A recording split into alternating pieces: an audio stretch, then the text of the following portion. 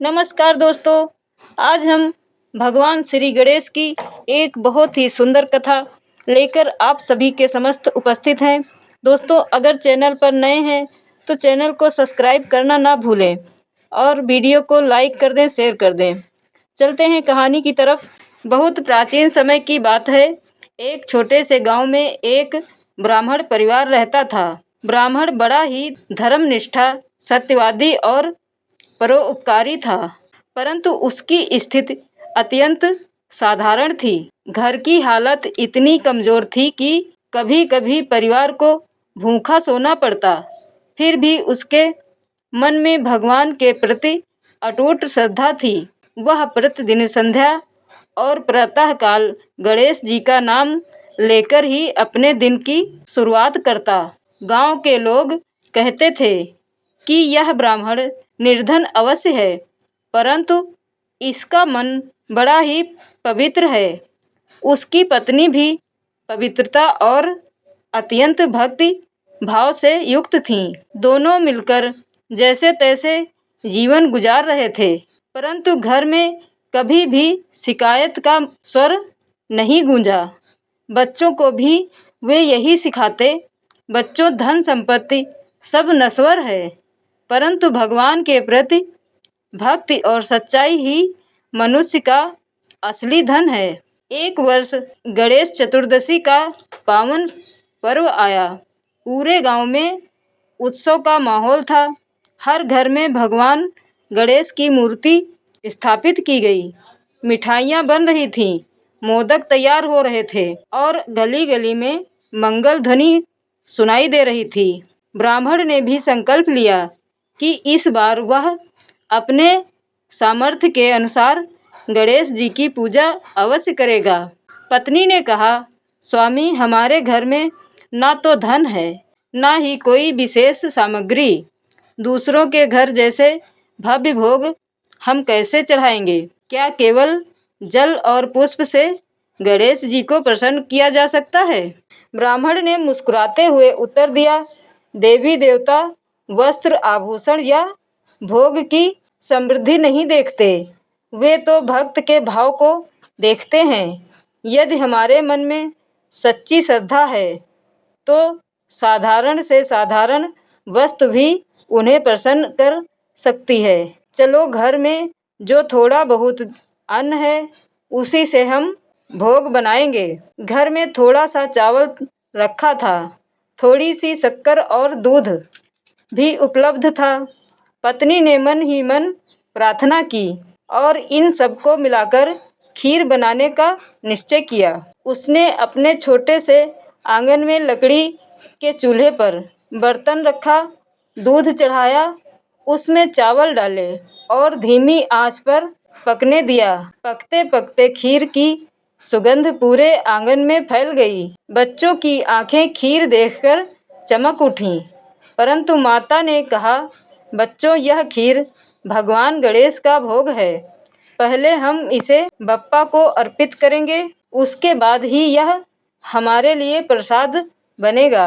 बच्चे समझ गए और आनंद से तालियां बजाने लगे, गणपति बप्पा मोरया का जयकारा लगाने लगे। जब खीर तैयार हो गई तो ब्राह्मण और उसकी पत्नी ने आंगन को साफ किया, फूल पत्तियों से एक छोटा सा आसन सजाया और वहां भगवान गणेश की मिट्टी की प्रतिमा स्थापित की। पूरे मन से मंत्र उच्चारण करते हुए उन्होंने गणेश जी का आवाहन किया।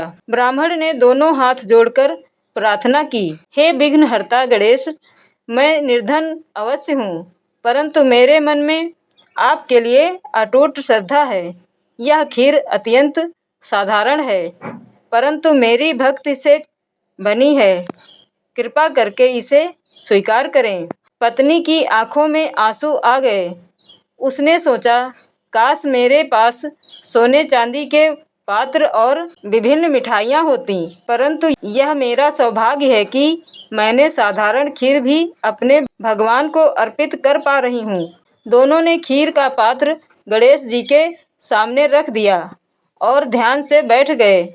कुछ ही देर बाद जब उन्होंने आंखें खोली तो देखा कि खीर का पात्र खाली हो चुका है।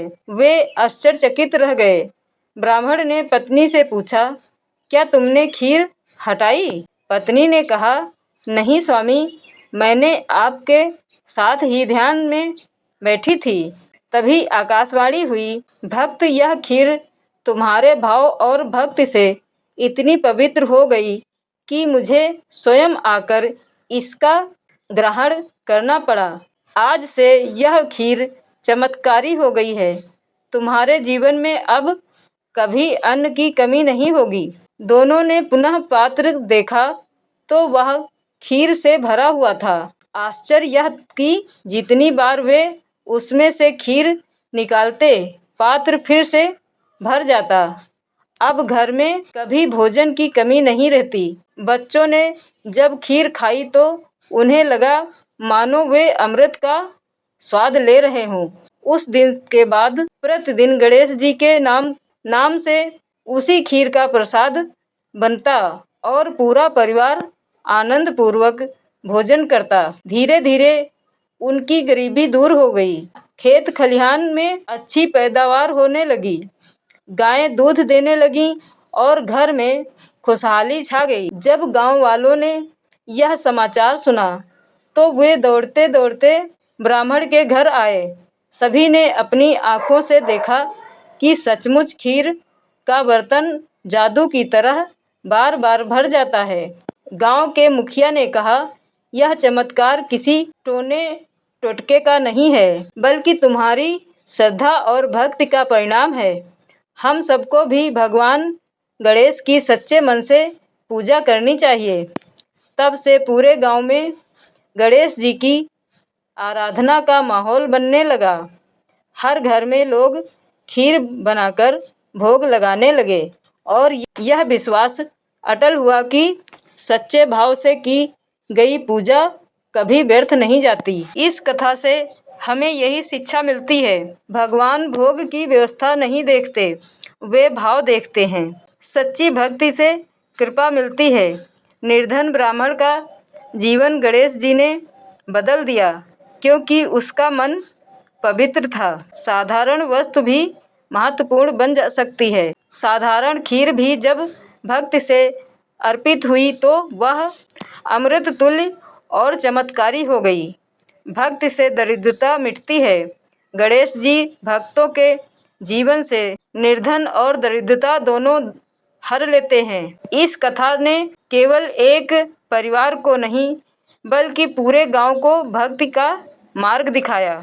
गणेश जी की चमत्कारी खीर की यह कथा हमें यह सिखाती है कि भगवान तक पहुँचने का मार्ग भव्य यज्ञ, धन दौलत या वैभव नहीं, बल्कि सच्चा मन और श्रद्धा है।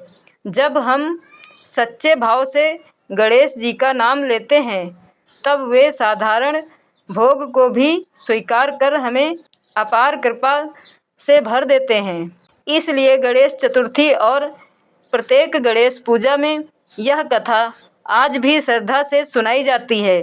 भक्त खीर, मोदक या किसी भी साधारण भोग को अर्पित करते हुए यही भावना रखते हैं कि भगवान भाव के भूखे हैं। तो दोस्तों, यह कथा अगर आपको अच्छी लगी हो तो एक कमेंट ज़रूर करें।